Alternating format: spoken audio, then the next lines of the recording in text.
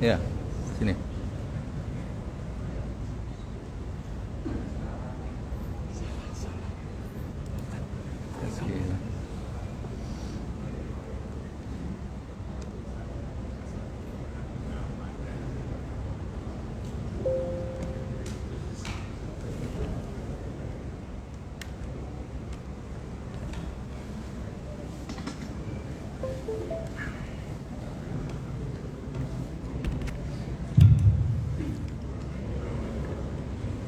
Assalamualaikum warahmatullahi wabarakatuh.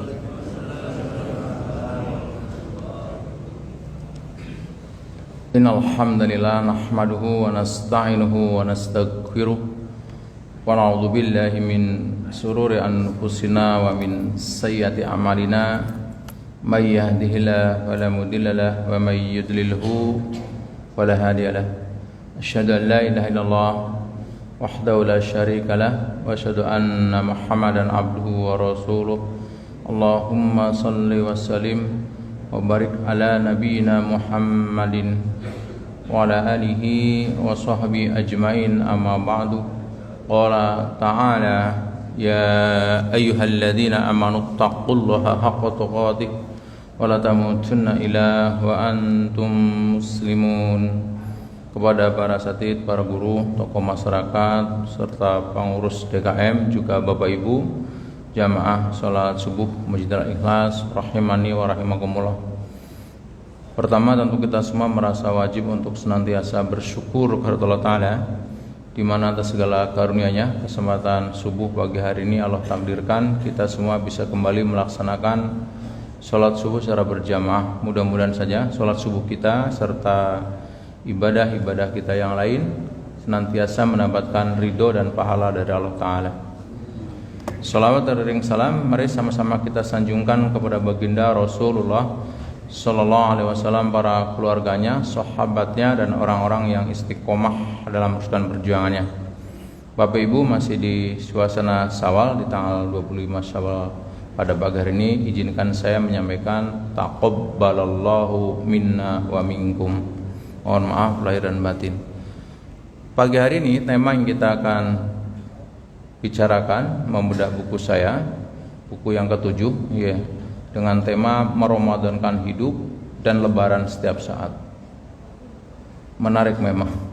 Bagaimana kita kalau kemarin awal Ramadan bagaimana menghidupkan Ramadan, sekarang tinggal meramadankan hidup, dan kita insyaallah bisa lebaran setiap saat, karena Ramadannya sepanjang waktu, lebarannya juga sepanjang waktu.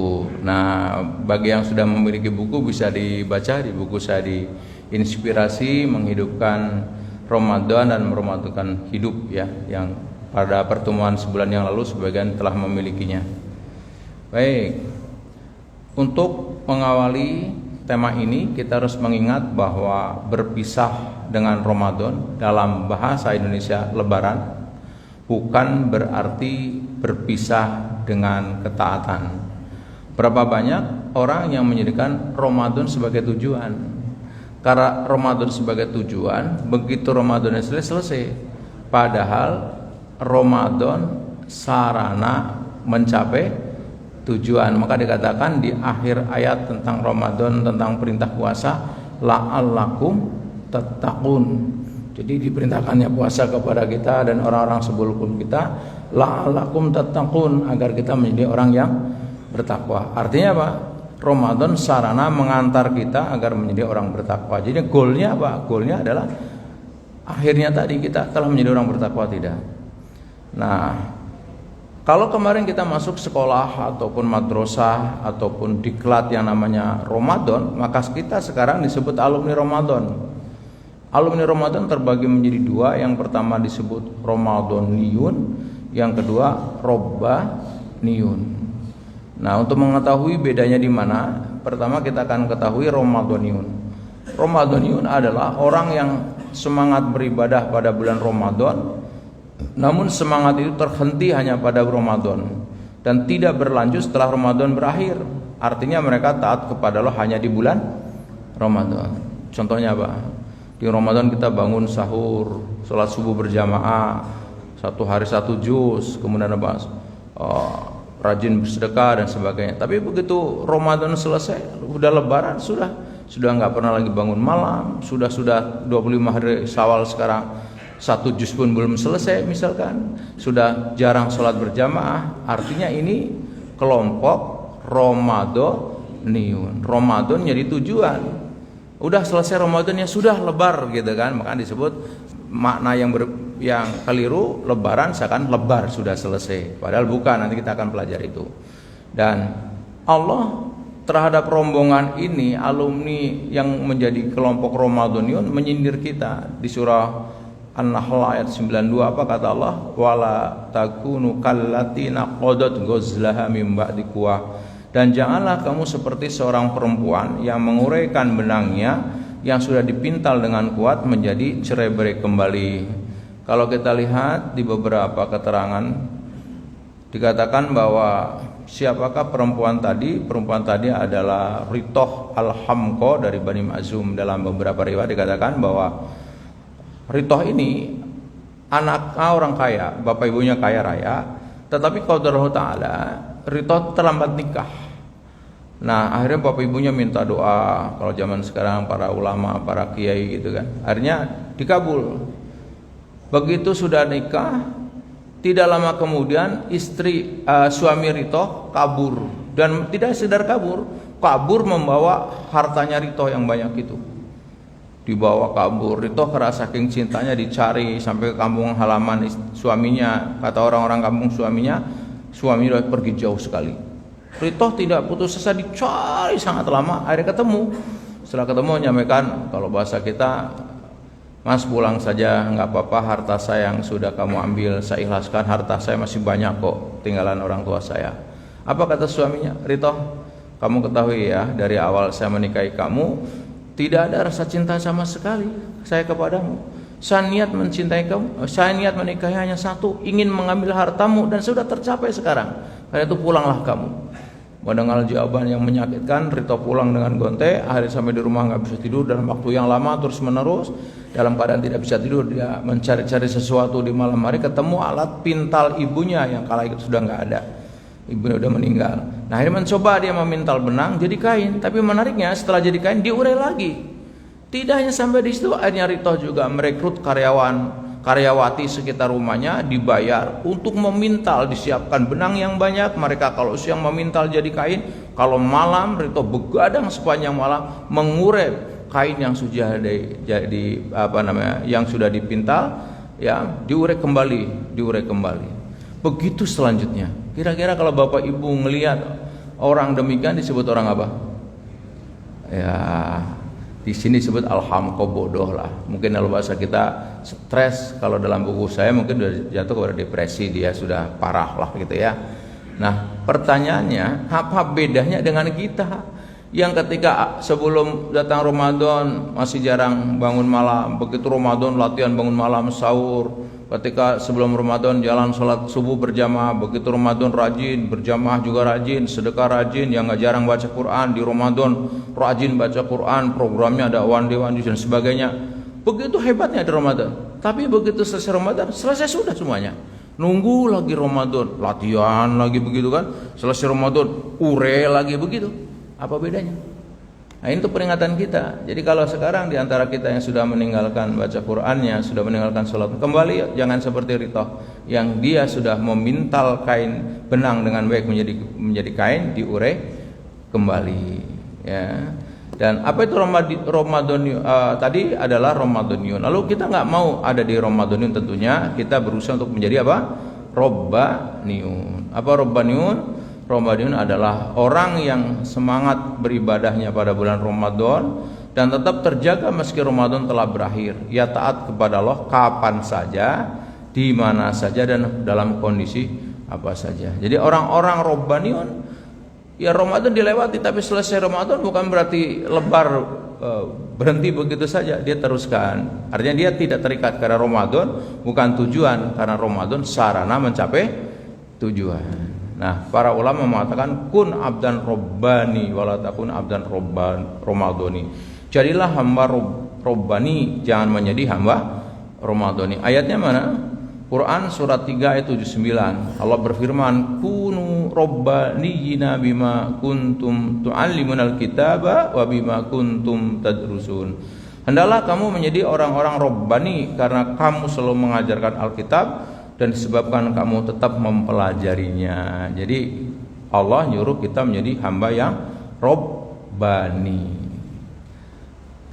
Para ulama dan para sahabat, orang-orang terdahulu, mereka tidak seperti kebanyakan kita sekarang, begitu Ramadan selesai sudah bubar. Bahkan para sahabat, Ramadannya sudah berlalu, dia masih tetap berdoa. Dikatakan dalam sebuah qaul, kanu yad'unallaha sittata ashhurin ayablughum syahrul ramadan tsumma yad'unallaha sittata ashhurin ayataqabbalahu minhum. Mereka para sahabat itu berdoa kepada Allah selama 6 bulan agar mereka dapat menjumpai bulan Ramadan. Di sebelum Ramadan 6 bulan berdoa agar sampai. Kita biasanya udah di bulan apa tuh? Ya Rajab baru berdoa. Ya, kebanyakan kita di antara, tapi para sahabat 6 bulan sebelumnya. Dan setelah Ramadan selesai, kemudian mereka pun berdoa selama 6 bulan agar amalan yang telah mereka kerjakan diterima oleh Allah. Jadi sebelum Ramadan dia berdoa kepada sampai bulan Ramadan 6 bulan sebelumnya. Setelah Syawal sampai 6 bulan ke depan dia masih berdoa para sahabat agar diterima amal ibadahnya. Kita kan enggak langsung, udah lebaran udah selesai semua ya, Masya Allah. Kenapa? Para sahabat enggak menjadikan Ramadan sebagai tujuan, tapi sarana mencapai tujuan. Patut kita bertanya, apakah Ramadan kita diterima? Tentu hanya Allah yang tahu. Tetapi para ulama membuat definisi yang mungkin menjadi acuan kita, walaupun tidak 100% benar. Apa kata para ulama? Min sawabil hasanati alhanu ba'daha wa min jaza'is sayyi'ah as-sayyi'atu ba'daha. Di antara balasan kebaikan adalah kebaikan selanjutnya, dan di antara balasan kejelekan adalah kejelekan selanjutnya. Artinya Ibnu Rajab di sini menjelaskan hal di atas dengan perkataan salaf lainnya apa?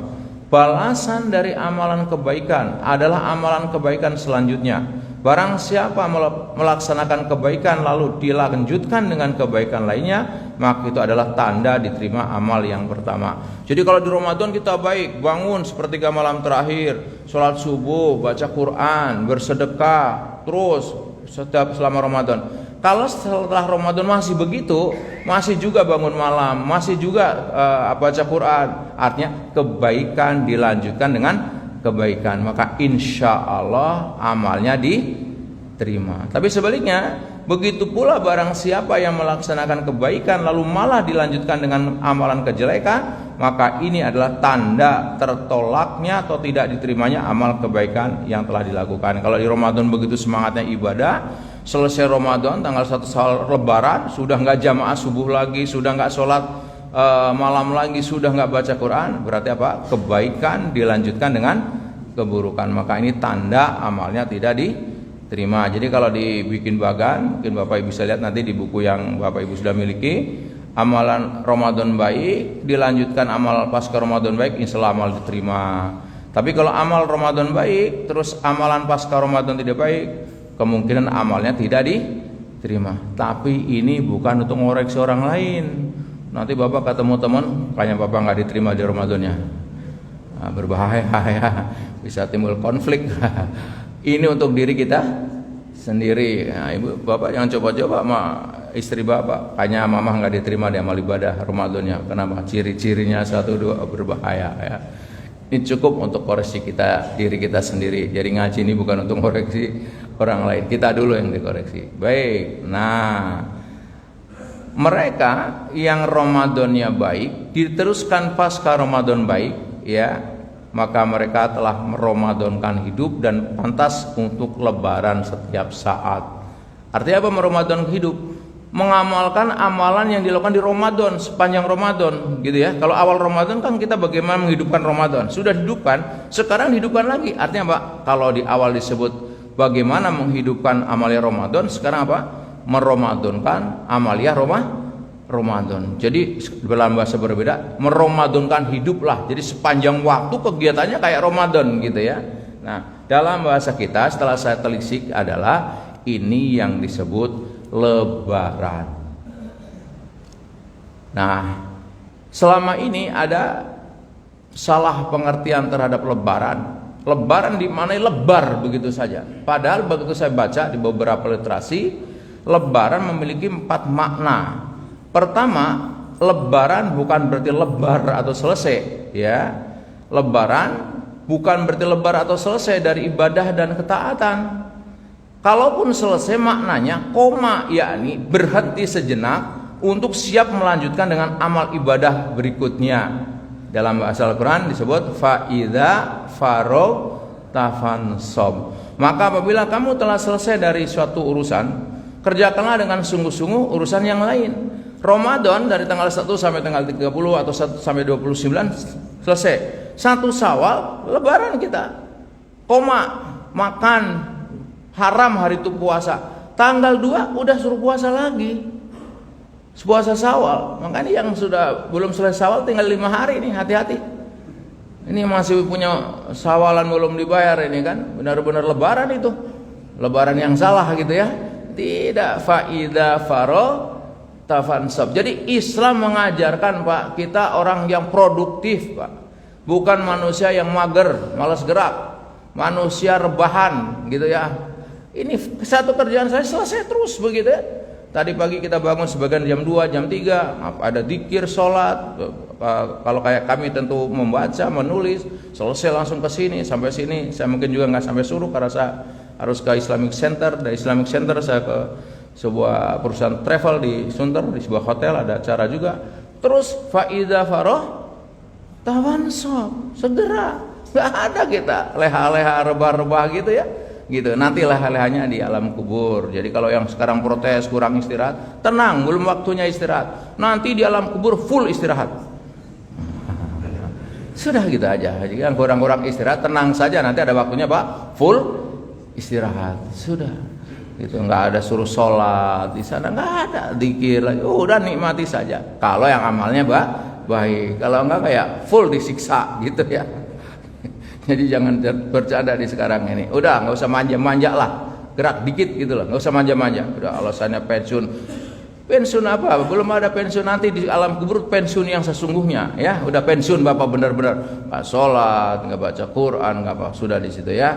Baik. Yang kedua, ternyata lebaran maknanya adalah laburan. Ini dari bahasa Jawa, tentunya lebaran sendiri, bukan bahasa Arab ya, karena dipelajari kitab-kitab yang klasik nggak ada babun lebaran. Adanya babul Idul Fitr gitu ya. Lebaran adalah laburan. Mungkin yang berarti memberi warna cat putih bersih baru tanpa noda. Jadi kalau di Jawa, di daerah saya Cilacap sana, orang tua saya, kakek saya dulu kalau mau lebaran dia mengecat pagar rumahnya dengan cat putih, atau dinding rumahnya juga dicat. Kalau mau 17 Agustus biasa begitu. Tapi catnya ini bukan permanen, dari kapur dia. Jadi untuk apa dicat? Biar noda-noda hitam itu hilang. Jadi rumah terlihat baru kembali, bersih gitu. Pagarnya demikian. Nah, ternyata lebaran itu maknanya laburan itu. Orang yang sukses berhasil di Ramadan harus menjadi orang yang ahli laburan. Karena Pak, goalnya orang berpuasa menjadi bertakwa. Ciri bertakwa lihat di surah 3135. Siapa orang bertakwa? Walladzina idza fa'alu fahishatan aw dzalamu anfusahum dzakarullah wastaghfaru lidzunubihim. Dan juga orang-orang yang apabila mengerjakan perbuatan keji atau menganiaya diri sendiri, mereka ingat akan Allah lalu memohon ampun terhadap dosa-dosanya. Itu. Makanya selama Ramadan juga kita dilatih untuk laburan. Tiap sepertiga malam terakhir, ya kan, nanti cirinya orang bertakwa itu adalah dia suka minta maaf. Dan kapan waktunya? Dikatakan dalam Al-Quran, kanu qalilam minal laili ma yahja'un wa bil ashadhum yastaghfirun. Orang bertakwa itu sedikit tidur di waktu malam, dan di sepertiga malam dia bangun untuk beristighfar. Jadi istighfar terbaik adalah di sepertiga malam. Nah, balasan luar biasa. Saya di tema yang lain itu saya bicara ada 19 itu balasan orang istighfar, luar biasa banyaknya kehebatan balasan istighfar itu yang saya kumpulkan. Mungkin lebih dari itu. Yang paling tidak kalau saya kasih tahu 3 daripada balasan orang istighfar adalah dibebaskan dari kesempitan, dilapangkan dari kesempitan, dibebaskan ya. Jadi dilapangkan dari kesempitan, kemudian diberikan jalan keluar setiap masalah, dan yang ketiga diberi rezeki dari arah yang tidak disangka-sangka. Itu hebatnya orang yang beristighfar. Maka dia lebaran terus, ya, lebaran. Jadi kalau sekarang kita lebaran berarti apa? Pertama, ahli produktif, faidah farota fansab, karena berhenti sejenak langsung gitu loh. Yang kedua adalah ahli laburan, rajin beristighfar, rajin mohon ampun, ya, diperbanyak mohon ampun kita. Itu berarti apa? Kita lagi lebaran itu. Lebaran artinya laburan. Yang ketiga, kita lebaran berikutnya Pak, luberan.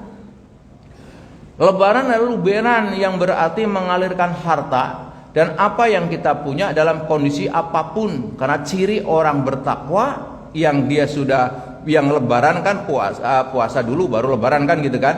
Artinya setelah puasa selesai dapat orang jadi gelar bertakwa. Ciri bertakwa adalah alladzina yunfiquna fis-sarra'i wad-dharra'i, yaitu orang-orang yang menafkahkan hartanya baik di waktu lapang maupun sempit. Ini yang menjadi harus kita bangun. Jadi selesai Ramadan kita harus lebaran, setiap saat lebaran. Artinya setiap saat kita luberan.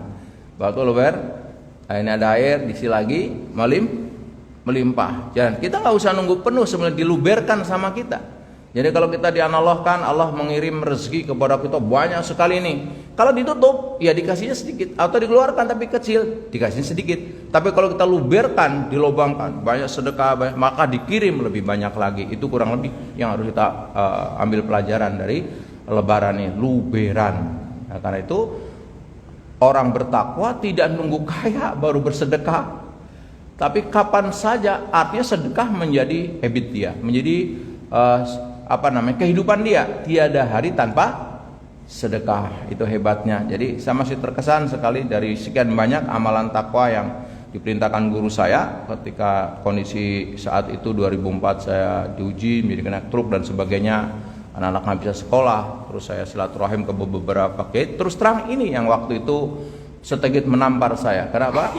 Begitu Pak Kiai nyuruh mulai besok kalau kamu ingin segera selesai dari masalahmu, lakukan ini, yaitu bersedekah dalam keadaan.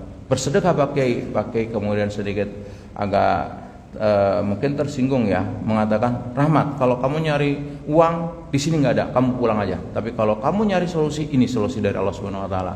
Sudah, saya saking nggak mau menatap, takut rasanya, ya Pak Kiai samina wa atona, saya langsung pulang, saya langsung mulai menatap. Berapapun pendapatan saya, berarti saya harus berinfak. Maka hari itu dari pendapatan yang tidak seberapa sebagai kenaik truk, saya mulai menata. Saya kumpulkan pemulung, kemudian mereka suruh ngaji, selesai ngaji dikasih uang ala kadarnya begitu. Karena kalau nggak dikasih uang nggak mau. Dan saya ngajar siapa hari itu belum dipercaya, belum ada yang menyebut saya ustadz satu pun 2004. Baru 2005 ada 1-2 karena saya ngajar anak-anak pemulung tadi beranjak. Nah dari situlah kemudian tidak pernah membayangkan bahwa cikal bakal dari ngurus pemulung itu yang kemudian sekarang menjadi pesantren An-Nahl yang dengan izin Allah sekarang Allah titipkan kepada kami belum banyak, baru sekitar 600 santri dari seluruh Indonesia, dan itu masih sampai detik ini masih seperti yang awal didirikan, yaitu gratis total sampai kuliah, dari SMP sampai kuliah tidak dipungut biaya sama sekali, mau makannya, mau transport dari tempat daerah misalnya Papua, NTT, semua dengan izin Allah ya, rezekinya melalui kami, yaitu mereka tidak membayar. Dari mana? Dari awal mula. Jadi kalau saya flashback ke lalu 2004 saya seperti apa, dan saya mengenang betul bahwa mungkin kalau saya waktu itu nggak ngikutin Pak Kiai, nggak tahulah nasib saya. Kalau saya otaknya cara dunia, tapi dengan saya itu karena saya sudah kehilangan akal, sudah kondisinya pasrah, saya harus buat apa, saya bertanya. Kalau saya nggak melaksanakan, hanya itu jawaban saya lakukan. Itu gambarnya. Jadi kita harus luberan setiap saat. Artinya lebaran berarti kan luberan ya. Baik, yang ini agak dalam. Sengaja saya bikin tema ini karena sebagian kan sudah pernah saya sampaikan ya. Baik, yang keempat, lebaran berarti leburan. Lebaran adalah leburan yang berarti menghapus dosa antara saudara ya, atau mau memaafkan kesalahan orang lain. Jadi kita harus tradisi di Indonesia tanggal 1 Syawal saling meminta maaf ya, walaupun ini tradisi yang tidak dicontohkan misalkan di Saudi sampai sekarang ya, habis lebaran sekedar taqabbalu minna wa minkum mereka langsung buka toko kembali, buka apa kembali ya, kegiatan rutin lagi. Kalau di Indonesia sampai beberapa hari masih lebaran terus, maknanya tadi saling minta maaf. Dan kalau ini dihayati dengan baik, maka ini akan membuat hidup kita semakin berkah. Betapa tidak, ciri orang bertakwa diantaranya adalah orang yang wal kadhiminal ghaidha wal afina 'anil nas, dan orang-orang yang menahan marah dan memaafkan kesalahan orang. Jadi kita belum disebut lebaran kalau belum pandai memaafkan, Pak. Kita harus di lebaran itu. Jadi orang yang selesai Ramadan dengan baik akan lebaran. Kalau dari mana ini? Bukan lebar bar begitu. Lebar pertama ya, kita berhenti sejenak langsung mengerjakan kerja lain. Hebat berarti produktif. Lebaran kedua berarti apa? Kita menjadi laburan, membersihkan diri, banyak istighfar. Lebaran ketiga misalkan menjadi kita luberan, pandai berinfak, rajin menjadi gaya hidup dia berinfak. Yang ketiga leburan. Nah, tapi permasalahannya ternyata banyak muncul di antara kita perkara yang sepele memaafkan menjadi perkara yang sangat sulit. Orang rela mendaki gunung, rela apa, tapi memaafkan kesalahan orang lain luar biasa. Itu kesombongan manusia. Nah, karena itu saya akan sedikit dalam di sini ya. Baik. Nah, apa itu memaafkan dan mengapa kita perlu memaafkan kesalahan orang lain? Ada dua muncul. Kenapa kita harus leburan meminta maaf? Apa itu memaafkan dan mengapa kita perlu memaafkan kesalahan orang lain? Tanpa ini tahu kita akan sulit. Oke, saya akan coba menyampaikan ya. Memaafkan adalah proses untuk menghentikan perasaan dendam, jengkel atau marah karena merasa disakiti atau didolimi. Jadi memang awal mulanya ada orang menyakiti kita, sengaja tidak sengaja, tapi kita udah memaafkan. Memaafkan itu berarti apa? Menghentikan perasaan. Kesal sekali dia. Misalkan ya, kata-katanya itu loh, misalkan ya, atau kelakuannya itu loh gitu. Dan ini juga yang pada waktu itu mustahil saya kerjakan, tapi kiai saya memaksa. Misalkan begini, Pak Kiai saya diuji, teman-teman saya beginilah gitu ya, intinya saya ditipu gitu kan. Apa kata kiai saya? Maafkan dia. Maafkan dia dulu. Maafkan, kalau memang secara hukum dituntut, tapi maafkan dulu, dimaafkan dia. Terus ya bagaimana Pak Kiai? Ya itu yang ada. Ya, orang nyakiti kepada kita, maafkan. Ya mungkin maafkan. Lalu saya kemudian banyak berdalil itu. Nah kemudian saya rangkum sekarang kurang lebih apa yang beliau sampaikan atau dari materi yang saya kumpulkan, sehingga mudah-mudahan materi menjadi materi yang mudah untuk memaafkan. Jadi itu melepaskan dendam. Saya terus terang kalau lihat orang-orang yang berbuat jahat, saya waktu itu enak sekali Pak. Ya, dengar namanya, baju yang suka dipakai ke kantor dengan warna itu, wah ngelihat baju itu saya enak sekali, jujur aja. Ya. Tapi begitu saya disampaikan Pak Kiai, kalau mencari uang nggak ada di sini, nyari solusi ini, solusinya maafkan. Masya Allah Ta'ala. Nah, akhirnya Pak Kiai sampai mengatakan, nanti rahmat kamu suatu hari kamu akan bersyukur dengan orang yang menipu kamu. Nah sekarang saya sudah merasakan. Artinya bersyukur apa? Tanpa ujian, karena teman-teman tadi ya, sebagian lah, nggak semua teman, ujian tadilah kesimpulannya. Akhirnya saya menjadi punya jalan yang berbeda, yang sampailah saya ketemu bapak-bapak, sampailah saya menjadi hari-harinya jadi membaca, menulis dan sebagainya. Mungkin kalau enggak kayak dulu saya, kehidupan saya yang dari hotel ke hotel, dari tempat ini ke tempat lain, begitulah kurang lebih. Jadi tapi saat itu kata-kata nanti kamu akan bersyukur dengan orang yang menyakiti kamu itu hampir mustahil. Nah begitu saya jalankan ternyata luar biasa. Dan ini perkara kedua yang berat dalam hidup saya. Kalau cuma suruh sholat malam, hari saya pengangguran Pak, nggak ada kerjaan, gampang aja sholat malam. Suruh puasa, senang puasa, paling ngirit karena lagi miskin gitu kan. Apalagi dikir, bisa dikir lama. Tapi begitu suruh memaafkan, suruh bersedekah dalam keadaan sempit, memang luar biasa itu ujian saya di situ Pak. Tapi karena saya sudah kadung bertanya untuk apa nggak dijalankan. Nah sekarang saya alhamdulillah, mudah-mudahan ini yang saya bagikan berkesan bagi saya. Baik, nah sambil ke pendapat dari seorang ahli ya, ahli psikolog, pemaaf sendiri menurut ahli psikolog Robert Enright adalah kesediaan seorang untuk meninggalkan kemarahan penilaian negatif dan perilaku acuh, tidak acuh terhadap orang lain yang telah menyakitinya secara tidak adil. Sudah tinggalkan saja, saya maafkan sudah nggak mikirin dia lah, gitu. Betul-betul udah maafkan, sudah los sudah kita. Kita kan enggak, maaf sih maaf, tapi balas dulu, gitu. Maaf sih maaf, tapi ya beresin dulu urusannya, gitu kan. Jadi banyak syarat gitu. Enggak, maafkan los aja gitu kan. Maaf, sudah maafkan, gitu. Oke, nanti kan ketemu ya. Jadi ini saya ngambil kenapa pakai definisi biar barangkali saya menyampaikannya agak sedikit urut ya dengan definisi ini. Baik, nah 9 alasan mengapa kita perlu memaafkan, Pak. 1, ada hubungan hati dengan amal. Ini buat kita. Di agama lain, di keyakinannya saya tidak tahu. Di Islam jelas ada hubungan hati dengan amal. Yang kedua, Allah Maha Pemaaf. Ketiga, Allah menyuruh manusia menjadi pemaaf. Keempat, memaafkan ciri orang bertakwa. Kelima, Allah mengampuni para pemaaf. Ayo. Keenam, Allah memuliakan pemberi pemaaf. Ya, pemberi maaf. Ketujuh, memaafkan sama dengan menjadi orang kuat. Kedelapan, memaafkan bisa menyembuhkan penyakit. Kesembilan, memaafkan tiket masuk surga. 9 ini yang kita akan bicarakan. Saya akan buka pelan-pelan, Pak, dan mudah-mudahan sampai kepada tekniknya ya, tapi ini yang motivasinya dulu. Ada hubungan hati dengan amal. Begini, kita kan beramal, satu sisi ada hati. Ada orang sholatnya baik, judesnya minta ampun. Ada orang nggak sholat, ya, nggak sholat atau sholatnya jarang, tapi baiknya luar biasa. Nah, kita akan pelajari itu di sini. Nah, kalau dikorelasikan antara hati dengan amal, begini Pak. Ketika amal ibadah baik, hati baik, ini adalah tingkat paling baik. Sholatnya baik, dia pemaaf, penyabar, suka nolong orang, top dia deh. Jadi apa? Ibadahnya baik, amal ibadahnya, hatinya juga baik. Yang kedua, ketika amal ibadahnya jelek, sholatnya kadang nggak jamaah, kadang enggak gitu ya, kurang bagus lah.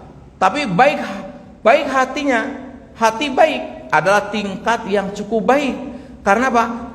Amal ibadah yang tidak terlalu baik dapat ditutupi dengan segala sifat baiknya. Sholatnya mungkin nggak kayak orang lain sholat malam, kemudian sholat subuh, sholat suruh, enggak, biasa dia cuma sholat kadang jamaah. Nanti misalkan kayak ini, artinya dia kurang bagus lah ibadah, tapi hatinya baik. Dia pemaaf, dia pandai berterima kasih, tidak mau menyakiti orang, masih kelompok orang baik. Kenapa? Karena apa? Amal ibadah yang kurang baik ditutupi, diselamatkan oleh hati yang baik. Nih ya, jadi yang baik berarti 1, hati baik, ibadah baik. Yang kedua, kalaupun ibadahnya masih kurang baik, yang penting hatinya baik. Tapi ibadah bukan ditinggalkan, bukan kurang baik maksudnya. Oke. Nah yang ketiga, ketika amal ibadahnya baik, hati busuk adalah tingkatan yang jelek. Karena semua amal ibadah kita dapat tergerus begitu saja oleh hati kita yang busuk. Ibadahnya rajin, gibahnya rajin, habis tuh. Itu baru gibah doang, ya kan? Ibadahnya rajin, fitnahnya luar biasa, gitu kan? Bohongnya kenceng, habislah itu. Ya, ibadahnya baik, masya Allah Pak. Punten ya, punten. Konon kabarnya sih, saya punya data dari media itu hampir yang muslim ya, hampir 100% para koruptor tuh haji Pak. Haji tuh. Di antara mereka rajin sedekah Pak. Saya tidak tahu uangnya dari mana, gitu kan? Tapi hatinya buruk, mengambil bukan haknya. Udah. Jadi sholatnya, wah dia bisa masuk Ka'bah sebagian Pak, luar biasa Pak. Tapi hatinya hancur nggak ibadahnya? Hancur. Nah yang paling parah, amal ibadahnya jelek, hatinya busuk, tingkat super jelek lah itu ya. Udah nggak pernah sholat, jahat pula gitu ya. Ya ketahui ini ya, ini kaitannya dengan apa? Kaitannya ada hubungan hati dengan amal. Saya tanya, kalau memaafkan urusan hati apa amal ibadah? Hati. Kalau dikatakan ibadah itu ibadah makhluknya tadi kan, mungkin ibadahnya biasa tapi rajin pemaaf, top. Nanti akan terselamatkan kita dari itu. Itu maksudnya. Yang kedua, Allah Maha Pemaaf lah. Kita sedikit buka ya. Allah Pemaaf di sini dikatakan bahwasanya maka sesungguhnya Allah Maha Pemaaf lagi Maha fa innal kana afuwan qadira. Allah Maha Pemaaf ya, lagi Maha Kuasa. Makanya ketika Ramadan kemarin kita banyak doa ini, Allahumma innaka afun tuhibbul afa fa'fu anni. Ya Allah, sesungguhnya Engkau Maha penerima ampun dan menyukai orang-orang yang memohon ampun, ampunilah aku. Jadi kalau Allah aja yang super kaya mencukupi kita pemaaf, masa kita nggak mau menjadi pemaaf? Gitulah kurang lebih ya. Allah sudah pemaaf, mau menyuruh manusia menjadi pemaaf. Memang Allah nyuruh, ya jadilah engkau pemaaf dan suruhlah manusia mengerjakan yang ma'ruf dan berpalinglah dari orang yang bodoh. Hudil afa, ya jadilah pemaaf. Memang menjadi pemaaf ternyata diperintahkan Allah. Ya, ketiga, keempat, memaafkan ciri orang bertakwa. Ya, orang bertakwa cirinya adalah alladzina yunfiquna fis syara'i wad-dharri wal kadhiminal ghaidha wal afina aninas. Ciri orang bertakwa. Sedangkan orang bertakwa dia mendapat fasilitas yang luar biasa oleh Allah Ta'ala, diberi jalan keluar, dikasih rezeki. Cirinya apa? Dia pandai memaafkan. Bahasa kita tadi pandai leburan. Ya. Oke, Allah mengampuni para pemaaf. Nih, dikatakan di sini ya. Saya ngambil potongan aja. Hendaklah mereka memaafkan dan berlapang dada. Apakah kamu tidak ingin agar Allah mengampunimu? Sesungguhnya Allah Maha Pengampun lagi Maha Penyayang. Gitu. Kepada pemaaf Allah mengampuni dosa-dosanya. Itu kenapa ibadahnya kurang bagus, tapi pemaaf dia selamat. Memaafkan sama dengan menjadi orang kuat. Orang yang kuat bukan orang yang pandai gulat dan semuanya, tapi orang yang bisa menahan diri. Artinya bisa memaafkan kesalahan orang lain. Memaafkan bisa menyembuhkan penyakit. Ini jarang didengar. Saya sampaikan ya. Lihat sini, agak panjang, saya bacakan saja. Sikap memaafkan diyakini dapat menyembuhkan penyakit, bukan hanya penyakit psikis, tapi juga penyakit fisik. Dalam bukunya Forgive for Good, maafkanlah demi kebaikan, Dr. Frederick Luskin menjelaskan sifat pemaaf sebagai resep yang telah terbukti bagi kesehatan dan kebahagiaan. Buku tersebut memaparkan bagaimana sifat pemaaf memicu terciptanya keadaan baik dalam pikiran seperti harapan, kesabaran, dan percaya diri, dan mengurangi kemarahan, penderitaan, lemah semangat, dan stres. Ya, baik. Dalam salah satu edisinya, Mayo Clinic Journal juga melaporkan bahwa orang yang tidak dapat memaafkan kesalahan orang lain dapat mengalami peningkatan tekanan darah. Nah, ini yang udah dekat-dekat. Jangan sampai jebol gara-gara tidak mau memaafkan. Kalau tensinya udah 100 berapa? Udah 180, udah ngeri-ngeri gitu ya, ada 200 misalnya. Wah, harus cepat menjadi pemaaf, Pak. Jangan nek terus sama pasangan, nek sama tetangga. Waduh, jebol, stroke, bahaya. Ya, ini penting ya. Jadi mengalami peningkatan tekanan darah dan detak jantung. Pendek kata, menurut laporan itu memaafkan ternyata memiliki efek memadamkan, mengagumkan yang dapat membantu meredakan rasa sakit, meringankan depresi, dan meningkatkan fungsi kardiovaskuler. Dalam sebuah seminar, Pak, dulu saya belajar namanya SAFE, Spiritual Emotion Freedom Technique. Jadi pengobatan dengan konsep ridho lah, kurang lebih begitu. Jadi di tubuh kita bisa mengobati diri kita dengan konsep itu. Ada datanglah seorang yang Masya Allah dalam kondisi ujian yang luar biasa. Dia anak tunggal, punya harta banyak, lama nggak nikah. Datang seorang laki-laki mirip kayak Rito tadi, tapi ini bukan pelakunya bukan kayak Rito, tapi konsep dinakalinya gitu ya. Begitu datanglah seorang laki-laki tampan, baik kelihatannya, menikahi dia. Senang sekali dia, senang sekali, baik, selama punya anak satu masih baik, punya baik terus, saking baiknya merasa berutang budi istrinya itu.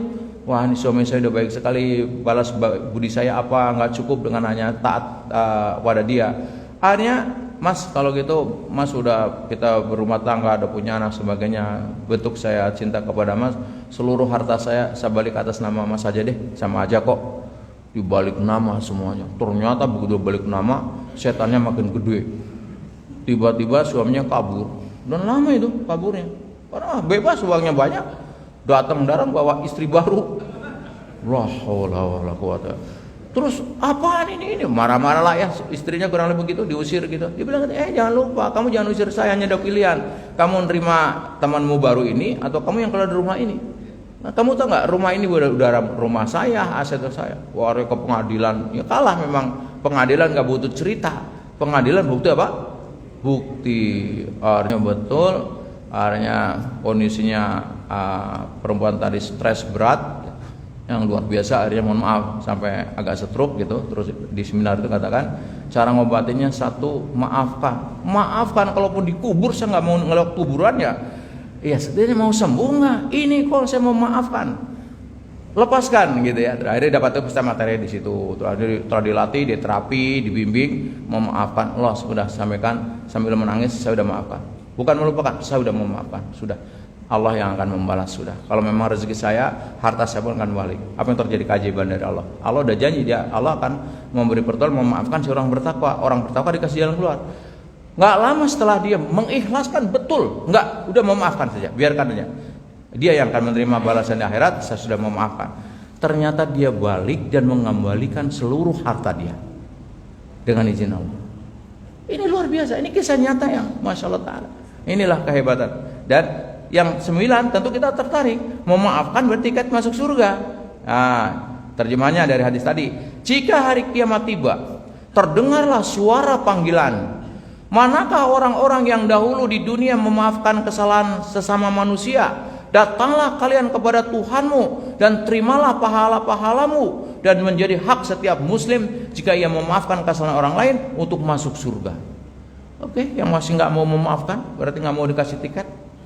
Memilih tiket kemana? Ya, ini ya. Baik. Nah, sekarang permasalahannya, apa rahasia untuk mudah memaafkan? Apa rahasianya?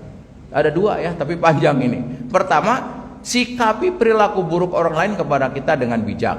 Kita menyikapinya dengan bijak. Paham, memaafkan antara mitos dan realita. Ini yang sering kita lupa ya. Nah, saya yang pertama, di pertemuan yang lalu Bapak kita pernah bicara bahwa dalam hidup kita ada 2 lingkar. Lingkar yang dalam kendali kita dan lingkar yang di luar kendali kita. Apa ini di luar kendali kita? Perilaku orang kepada kita, dia marah, apa dia urusan di luar kita tuh, suami kita, istri kita, anak kita, dan orang-orang di luar sana, atau cuaca dan sebagainya, itu di luar kendali kita. Yang dalam kendali kita, lingkar dalam kendali kita, hati kita, sikap kita, tindakan kita, kata-kata kita, itu dalam kendali kita. Maka kita pelajari sikap. Nah, pertama, sikap perilaku buruk online kepada kita dengan bijak. Mari kita lihat. Nah, pertama, menyikapi perilaku buruk orang kepada kita, pertama membalas. Jadi ada orang kalau disakiti membalas. Nah, membalas bisa menjadi kedoliman. Kenapa? Jika dilakukan melampaui batas dalam hal yang dilarang oleh agama. Oh, dia kan mencuri, saya curi lagi. Ah, membalas kan? Nah, dosa, ini dolim. Jadi apa? Membalas ternyata adalah sebuah kedoliman gitu ya. Jadi hasilnya mendolimi diri sendiri. Kita akan membalas misalkan ya. Yang kedua, bisa juga membalas keadilan jika dengan sepadan, tetapi sulit. Coba Bapak dikatakan begini, lihatlah yang di TV orang berantem itu, kamu bodoh. Nggak mungkin kita mengatakan kamu juga bodoh, enggak. Wah, balik kamu, wah otaknya didengkul, tulul gitu, udah terus panjang. Jadi untuk membalas yang sepadan sulit gitu ya.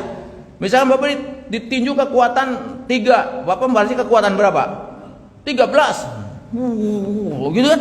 Jadi membalas ternyata untuk sepadan sulit, tapi bisa juga kalau kita bisa ya. Jadi membalas berarti keadilan kalau dilakukan dengan benar, tapi ini adalah sulit. Dan yang kedua, tidak membalas tapi juga tidak memaafkan. Jadi ketika orang menyakiti, yang pertama membalas ada 2, membalas yang dolim, membalas yang adil, tapi yang adil juga sulit. Yang kedua, kita ketika disakiti tidak membalas tapi juga tidak memaafkan. Apa alasannya? Misalkan pertama, kita sengaja tidak melakukan apapun. Kedua, kita ingin membalas tapi tidak mampu. Dia orang, wah kekuatannya parah ya.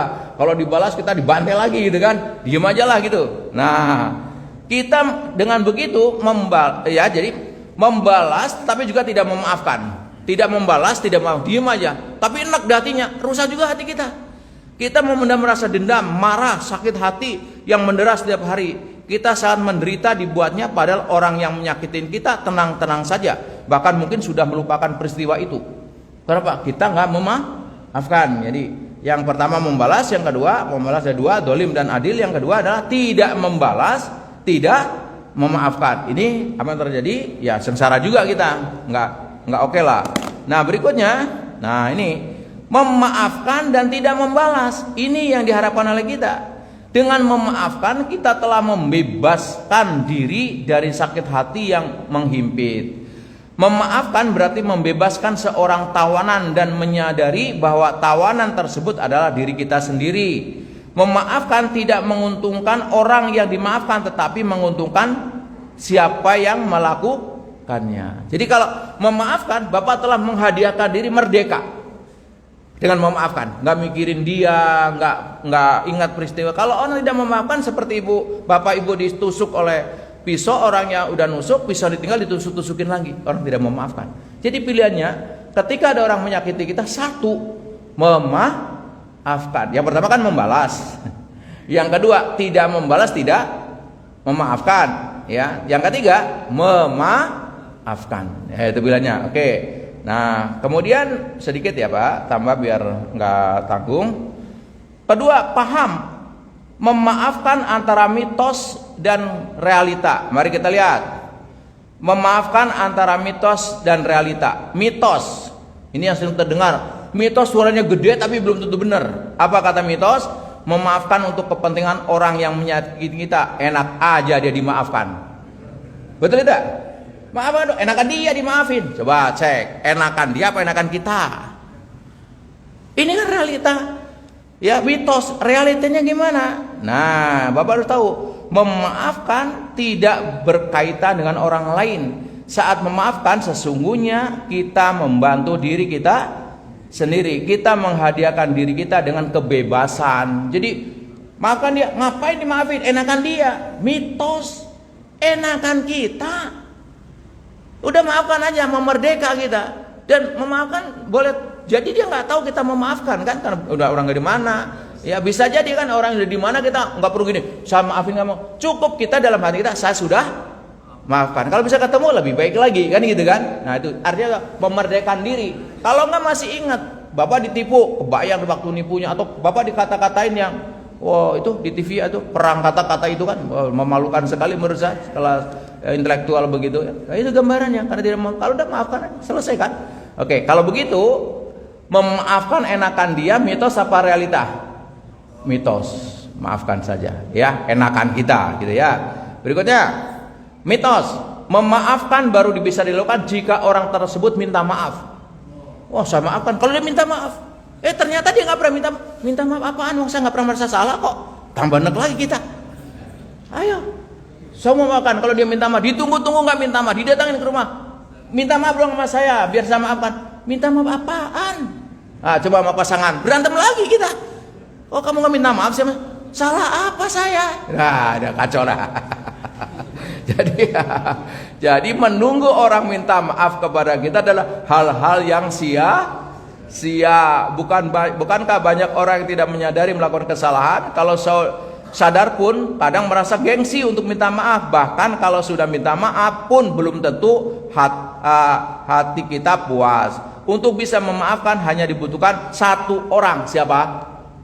Diri sendiri. Nggak ada syarat. Saya memaafkan kalau dia minta maaf. Nggak ditunggu-tunggu gak minta datang. Nggak minta maaf, begitu datangin, salah apa sih minta maaf sama kamu? Tambah stres lagi dia, kenceng lagi tensinya. Udah wassalam gara-gara kamu maafkan gitu kan. Mitos gitu ya. Oke lagi, mitos, memaafkan baru bisa kita lakukan kalau kita sudah membalas. Nah permasalahan membalasnya bisa adil nggak? Tadi dikatakan kamu bodoh, jawabnya apa? Orang ditonjok satu, nonjoknya 7 Pak. Gitu kan? Nah itu, jadi kalau memaafkan itu mitos. Realitanya membalas perbuatan buruk sering mengiringi kita pada tindakan tidak adil dan berlebihan. Ini bisa menciptakan sakit hati pada orang tersebut dan menciptakan permusuhan dan tidak berkesudahan. Mitos. Mitos berikutnya, dengan memaafkan orang tersebut terbebas dari dosa hukuman. Enak aja dimaafin dia, nanti dia bebas dari hukuman. Nggak ada hubungannya dengan Allah juga. Memaafkan urusan dia. Kita Pak memaafkan urusan kalau dia berbuat hukum dunia penuh akhirat, dia hubungan dia. Memaafkan bukan berarti kita bertanggung jawab terhadap orang berbuat jahat, tetapi membebaskan kita dari kejahatan dia, itu intinya ya. Oke, mitos juga. Memaafkan menunjukkan kebodohan dan kelemahan kita. Bodoh sekali kamu, dia maafkan sih. Benar nggak kita yang memaafkan bodoh? Coba renungkan. Seakan-akan kalau kita memaafkan, kita orang apa? Bodoh. Betul nggak itu? Mitosnya begitu. Ternyata Pak, ketidakmampuan memaafkan justru menunjukkan kebodohan kita. Sebab kita sedang merusak dan menggerogoti diri kita sendiri. Kemampuan memaafkan menunjukkan kita kuat, tidak mudah dilukai, tidak tergantung orang lain. Apa yang dilakukan orang lain tidak mempengaruhi kita. Kalau begitu, kalau ada orang bisa memaafkan, bodoh. Dia orang apa? Pintar, orang kuat. Ya, bukan orang lemah sekali kamu masa dimaafkan. Enggak, dia kuat, dia hebat. Ya, gurunya yang salah yang ngajarin gitu. Ya, mitos berikutnya. Menahan memberi maaf akan memberi kekuasaan kepada kita atas orang melukai. Biarin aja, biar dia sengsara, nggak usah maafin kita. Yang sengsara dia apa kita? Mitos dia, mitos gitu ya. Dengan tidak memaafkan justru akan memberi kekuasaan kepada orang itu menguasai diri kita. Karena kita mengizinkan, kita akan membawa bayangan orang itu dalam keseharian kita. Dengan tidak memaafkan berarti kita mengulang-ulang peristiwa buruk yang kita alami dari orang itu. Oke, mitos sedikit lagi. Memaafkan seorang akan membuat orang itu menyangka bahwa kita setuju dengan apa yang mereka lakukan. Tidak ada hubungannya gitu ya. Realitanya apa? Memaafkan berarti memahami bukan menyetujui. Oh, dia menyakiti saya, mungkin lagi stres ya, istri udah kabur 3 tahun nggak pulang-pulang gitu kan.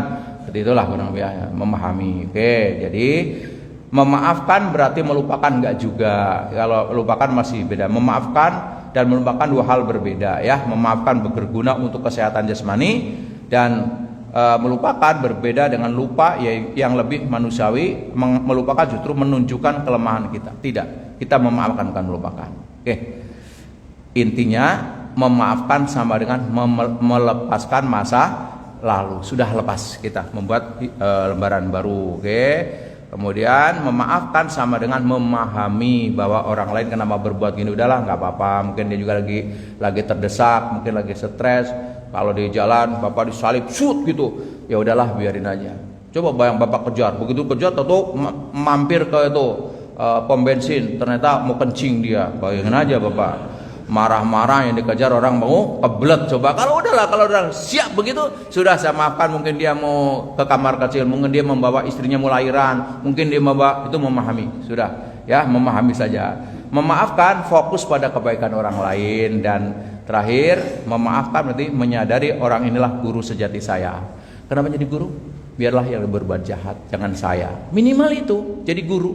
Mungkin dari dia berbuat saya hati-hati dan sebagainya.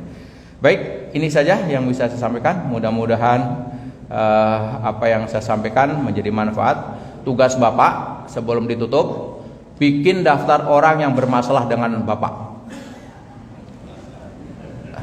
Bikin daftar dulu, mau dikerjakan enggak?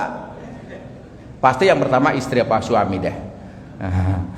Nama, kesalahan, waktu, statusnya Pak, dimaafkan apa belum, harus bikin. Kalau enggak selesai. Kalau Bapak udah daftar ini dan udah conteknya selesai, maka Bapak berhak untuk apa? Selamat meramadankan hidup dan lebaran setiap saat. Jadi hari ini belum bisa memaafkan, belum lebaran, masih puasa Bapak, masih menderita Bapak ya.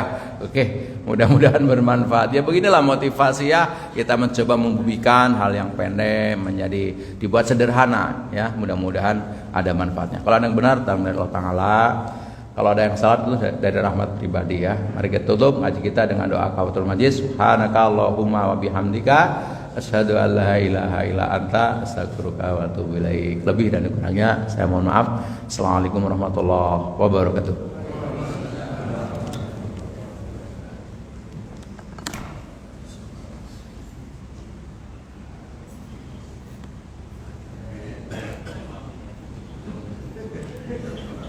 Makasih Pak Haji. Makasih Pak Haji. Pak Haji Pak, ya materi ringan-ringan saja.